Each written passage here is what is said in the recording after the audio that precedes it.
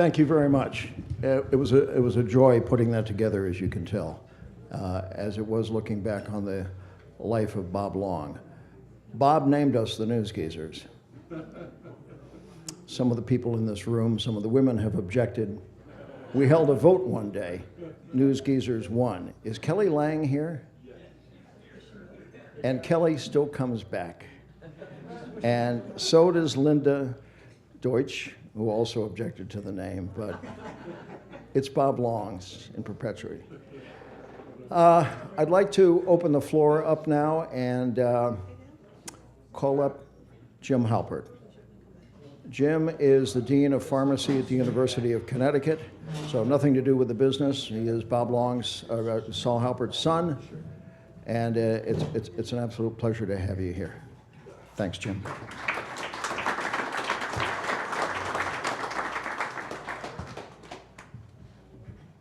Well, believe it or not, I actually had not planned to speak today because we had a wonderful memorial for my dad about a month and a half ago, and I was the speechwriter and MC and worked with Bob. So this is completely improvised, which is not normally what I do, but I think I can manage. So I got three things that occurred to me. Number one, just overwhelming, feeling how many people are here to help honor my dad. And I think what really means a lot is those of you who've come up to me and said how you remember him, and it's exactly the way I remember him, as basically a very dedicated, ambitious, hardworking professional, but at the same time, simply a decent human being who tried to treat everybody well and fairly. And so it's great to know that in his professional life, he was what he was to me at home. And especially want to thank those of you who worked with him. My dad had a wonderful career in life, and it was really because of the people who made it so, and the ones who went out with him on stories, some humorous, some death-defying. And I have to tell you, we never heard as kids about the Baldwin Hills story. I think he tried to protect us. We heard about the time he managed to interview Gina Lollobrigida at the hotel, and he was so proud because he literally used the old trick of sticking his foot in the door so they couldn't close it on him, and came up with some cockamamie story about how if she didn't give him an interview, he'd be fired and his kids would starve. So we heard that many times, never heard the Baldwin Hills thing because Dad wanted to protect us. I think the other thing, and it was alluded to in the video, is a feeling of community, especially after this presidential campaign, which I think has been incredibly divisive. People need to feel that they're part of something, and I think there's just that feeling in this room today of a real community of people, and I think that's incredible, and I wish more people could experience that. And then I wanted to tie actually into the photography angle because we're gonna go into unknown territory for most of you. So when I was in high school, my brother and I actually had a band, and our drummer was John Taylor, who was the son of Jack Taylor and I guess stepson then of Ruth Ashton Taylor, who I understand was also quite a pioneer in the business. And so my brother and I and John would get together and practice either at his house or our house. Now the funny thing is Ruth had a couple daughters who were about my age, and they just could not figure out what the heck I was doing hanging around with these two young kids, but we were playing music and having a great time. The name of the band was Crude Oil, so I think we were very perspicacious and anticipating the oil crisis and all kinds of things. But the funniest thing was, believe it or not, occasionally my dad would actually sing with us. So we'd be in the back room making lots of noise, and he'd walk in, he says, "Give me the mic." And I can literally remember Saul Halpert belting out, "We got to get out of this place" by the Animals. And I wish I would have recorded that. I could probably sell that and make a lot of money now because I know a lot of Americans feel that way. But actually, coming here today, you still got to feel pretty good about this country. And again, just thank you so much for helping my dad have a great life. So thank you.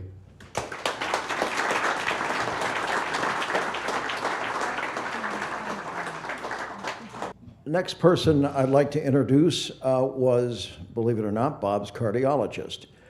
And he happens to be mine as well. He's not only one of the most talented doctors in his profession, he is the head of cardiology for the Providence Medical Group. And I'd like to introduce Dr. Daniel Eisenberg. who we first met, actually, at Bob's 70th birthday party. How many of you were there? Ah, you'll remember it was at Jones Beach, right at the end of Venice Boulevard. And Dr. Eisenberg spoke there with a great sense of humor. And when I needed a cardiologist, this is the man I went to, with absolutely no regrets. He's a wonderful doctor. Daniel? Thank you. Thank you very much. I'd like to just take a moment to first describe our honoree, Bob, at this moment. He was, when I first met him, and if anybody remembers when they first meet somebody, usually you don't remember it unless it's kind of a little odd or a little different. There's something different because there's so many of us hominids. We just walk around this earth and bump into each other.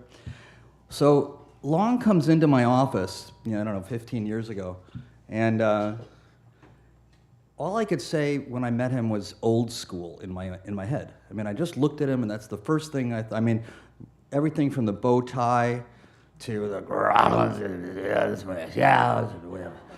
sort of the gravelly voice when he was trying to make any kind of point. And as I spoke to him more, he took on so many other things. So I'm doing a history, right? Before you examine somebody, just a little note, a factoid. In doctors, 95% of what we do is take the history, because the history is 95%. You can figure that out before you even put your hand on somebody, if you do a good history. I can't tell you what he was seeing me for initially, nor later, but I can only tell, and he didn't die of heart disease. Unfortunately, he died in another state where I would have loved to have been with him, in Washington, D.C., of a different ailment. But I'm taking this history from Bob, and I'm looking at him, and at the same time, I'm having my own dialectic. As I'm talking to him, I'm sort of thinking things, what did I ask this guy? And he just, wow, fascinating. He says he's a journalist and works at NBC and kind of runs the place, and I'm a little unorthodox, and so I said, well, tell me a little bit about yourself, and what are your habits? And I said, do you drink alcohol? And then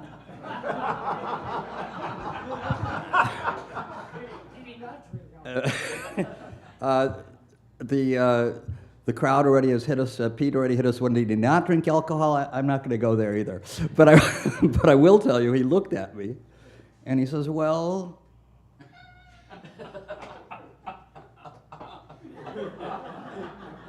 what, Mr. Long? Well, I have a few habits. And so we started talking about his habits, and he started telling me about lunch. Now, for most of you who have had the honor and privilege of knowing Bob, you know what lunch meant. Lunch for sure meant a martini or something like that, or something I'd never heard before called a sambuca. I still don't know what it is, except it has something to do with coffee beans. And he was trying to teach me how to drink, and because I'd go out with him sometimes after we became friends, and that drinking was never my flavor. I just don't like the taste. That doesn't mean I'm a monk or anything else. It just means I have other habits that would be difficult to discuss. Although it did pass the law the other day, but I don't want to show my hand. So we're out there. He goes, "Oh, come on, this is good. Princes, kings, drink this." And so I tried, and I couldn't do it. And he would always call me a failure when we'd go out. And he says, "But you're a good doctor." That's really good. The other thing I want to remind you a little bit about Bob. Perhaps if you didn't know, he was an avid fly fisherman. I'm not sure if you knew that, but he would go away once or twice a year to go fly fishing in dilapidated trucks with dilapidated people in dilapidated places. And he would talk, when he came back, about them in great detail, because if you remember this, he also had an amazing ability to talk in great detail and make you see what he was talking about.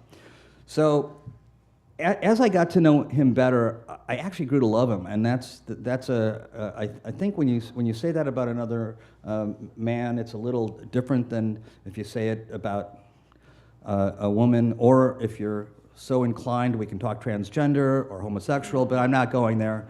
But I'm just saying, love is love, and I really, really, I grew to love him because he really believed in honesty. Towards the end, when he was but before he left NBC, he was very angry. Not at any of you guys. And I'm not going to go deeper than that, but he just thought the news was being perverted. And I'm really glad Bob wasn't here to see this election. So, you know, or maybe I shouldn't be, but I mean, I think he would have felt there were some perversions. Well, maybe he would have had that, then it would have been heart trouble. But I'm just saying he really was true to this craft that you guys have all been a part of and developed and are so proud of. I mean, it's really nice to see people get together who've worked together and know the trenches of what they did, and it was the greater good. And I think Bob was one of those guys. When he had your back, I don't know your relationships.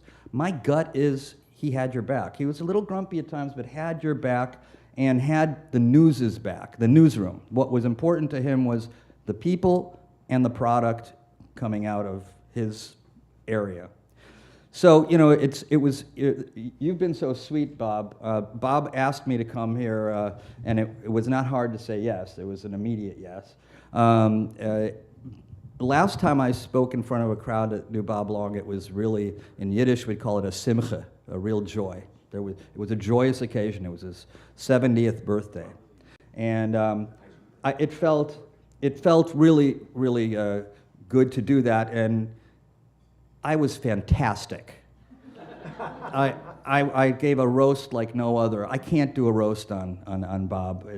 Today would not be appropriate, or I certainly don't feel I could do it. But I loved the guy.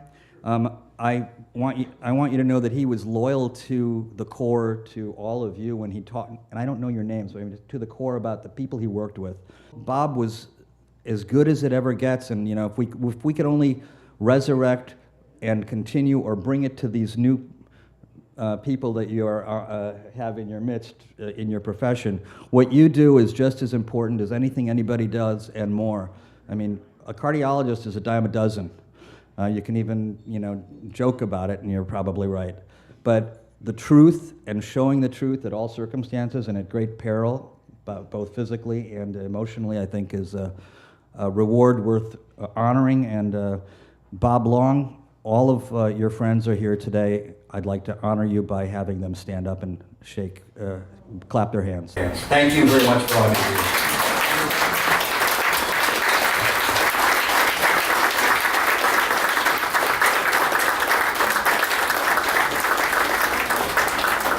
I never did work for or with Bob Long, but I do remember our first meeting, Dr. Eisenberg. It was a 3-martini lunch down the street from KHJ, and he didn't hire me, but I did fall in love with the guy, as all you feel here.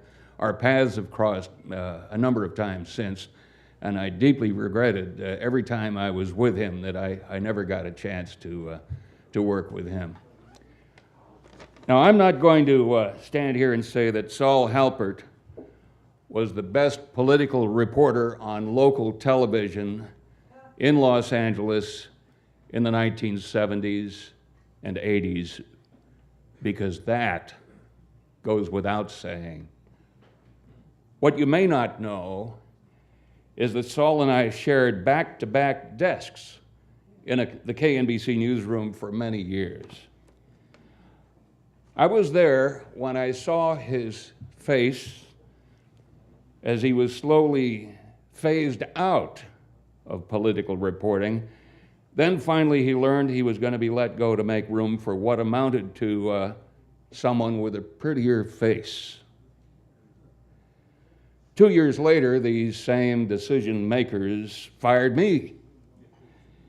And a year after that, both the general manager and the news director were themselves fired. Now, the turning point in all of this, way back when, the long, slow spiral downward at KNBC was in 1986. GE bought NBC. I remember a mass company meeting in a big rehearsal hall downstairs in which CEO Bob Wright called the news division a profit center. He actually did that. He had no idea what he was saying, but we did. Saul and I did. It was not a public trust. It was about money. And for Saul and me, it was no longer a noble profession, a calling. It was a job. And when the time came, frankly, we were both glad to move on. Now, I was obviously no Saul Halpert, but we did have the same experience as local TV journalism evolved, or devolved, as many of us saw it. Still, the friendships of those days have remained, thanks to Bob Tarlow, Joel Tater, Mike Conley, and the other News Geezer organizers who have helped us all stay in touch. When I last saw a frail Saul Halpert, he was in a wheelchair, but he hadn't lost his sense of humor nor his love of people, especially news people. Saul was the best of the best as a journalist, but most of all, he was a true friend of all of us, and he will be deeply missed.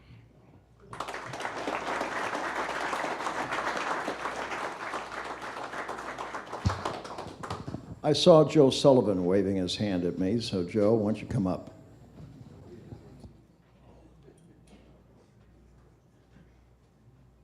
After that, whatever order you guys want to speak in. Yep, right after Joe. And hello, Arnie Friedman, I see you at the end. Bob didn't really mean that. He hates to call on me because he doesn't know what the hell I'm going to say. But he does know there is no after that, because I'll only be a half hour. I love these meetings. I love these. You know, you can talk about Pete Noyes. I'm uniquely qualified. I taught in the classroom opposite Pete Noyes at USC for several years. And I loved it because when the opening night came, Pete would be in there talking, and I would go across the hall, and I would say, sorry, I don't mean to interrupt the class, but I have worked with this man for all these years, and this is what he really loves. You are working with a legend. And Pete would shine. The last time we did it, Pete would shine and say, oh yes, I know Joe's a great writer and all that. And I'd say he's fine, he has great integrity, he's a great family man. And I said to the kids, you are the luckiest journalism students in the United States. I have something very brief and perhaps a little different.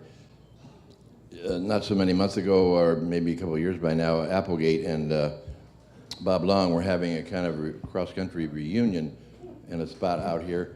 And Bob took me aside and he said, Sheehan, God, you know something? I think maybe you're about the only one in this business that's seen my soft side. And I hadn't the faintest idea what he meant, but he quickly refreshed my memory. And the memory was the very first day of the big news, 1970. And Al Greenstein, is he here tonight? Al Greenstein? No. Al Greenstein and Bill Ames, the news honchos at Channel 2 in those days, Joel Sanoff remembers, and they decided to hire me based on my idea that there should be an entertainment report on the news. And so for Bob, it was kind of being forced to do something he didn't really believe in.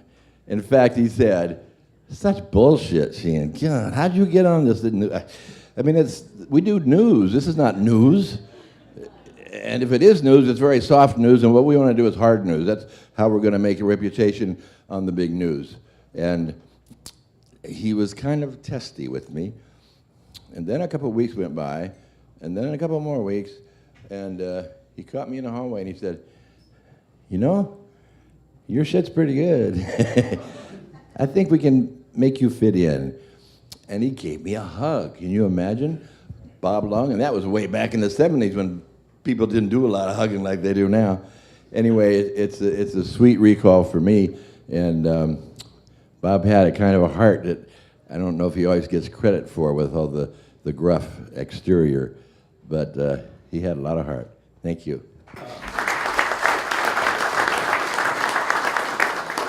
And there's so many stories that I can tell you about Bob. He was a wonderful man. He had a great heart. To the new generation coming up, don't forget integrity.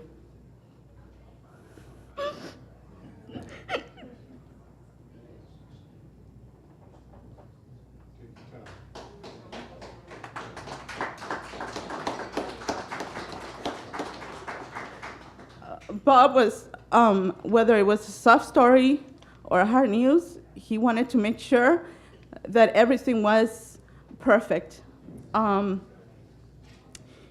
He just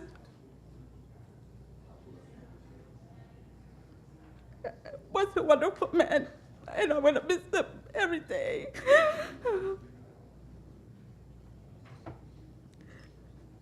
Whenever you were having a really awful day, whether it was professional or personal, he would call you into his office, and if some of you guys know what I'm about to say, you'll remember he would pour a glass of gin or vodka, whatever he had in his office. HR, to a point where they asked him to close off. He had a little cubby where we kept the alcohol, and they told me, you really need to cover the alcohol. We can't have that in here. So I called, everybody loved him. Even the guys who came in and hung stuff in the office, they're like, oh, for Bob, anything. So they all came up with an idea, and they put doors on the cubby. There's so many funny stories. He would walk out with a machete when there was breaking news. And he would tell people, well, whose head's gonna roll today? So, you in that corner, what are we doing right now? So-and-so, what are we doing right now? But he would calm everybody down, and that was the wonderful thing about Bob. He knew his way around the newsroom. When he came to KMBC, I agree, I think I saw a blog where it says that nobody was afraid of him because he was coming just to run that newsroom. He loved news, and that's something that a lot of the youngsters are going to miss out on. So that's my story about Bob.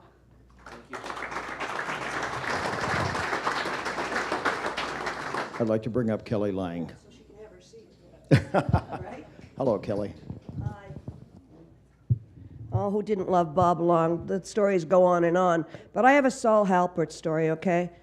This was, he and I were covering Reagan's first term inauguration in D.C. So we were going live into the 11, and means it was going on 2 o'clock, right, in D.C. in January, freezing cold. And so Saul and I were waiting, the crew is setting up, and we're talking about everything between the two of us. And then it turned out that we knew that both of us had to pee, right?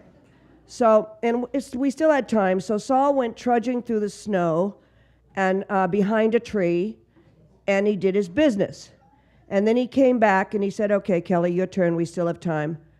And I said, there was no way I was gonna pee on the, in the park in front of the White House in January. So I kept bitching and pissing and moaning, not pissing yet, please, but you know what I mean. And we had a guard with us, of course, and so Saul, tired of hearing me talk about it and jumping up and down and being jittery, he talked the guard into escorting me to a government building and opening it at 2 a.m. and letting me go in and use the ladies' room like a lady, And then when I got finished, buttoning up and came back to where we were standing, Saul and I, just in time to hear the lead-in to us going, here's Kelly and Saul in D.C., boom, and, I buttoned my pants and said hello, which was, as everybody who knows me and has worked with me knows that was my form anyway, right? Yeah, I mean, when the stage manager said in 5, 4, 3, that's when my ass always hit the seat, and I said hello, But anyway, Saul Halpert, what a hell of a guy, huh? I had lunch with him not too long ago, not too long before, and as somebody said here, yeah, he still had all his marbles and all his sense of humor and all his dignity. I love him. Love them both. Even Pete, love Pete as well.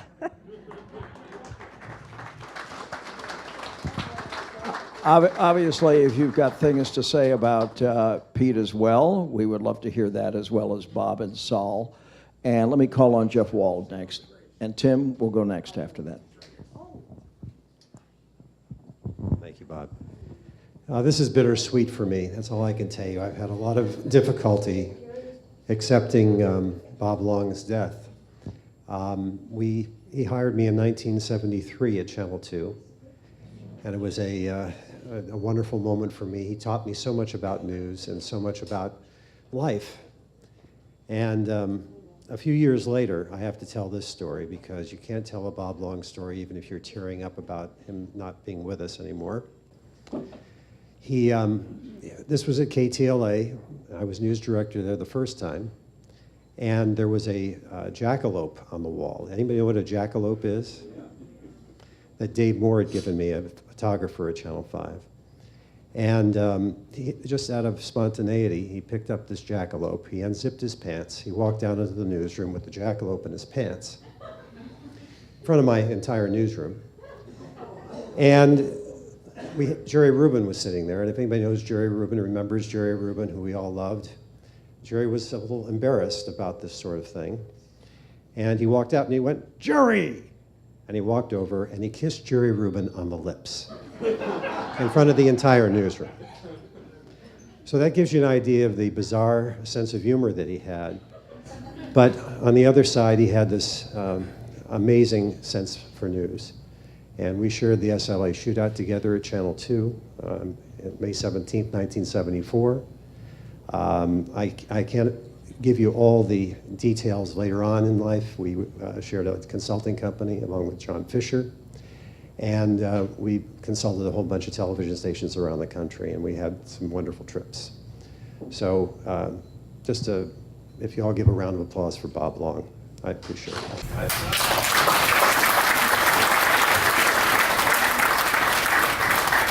Thank you, Jeff.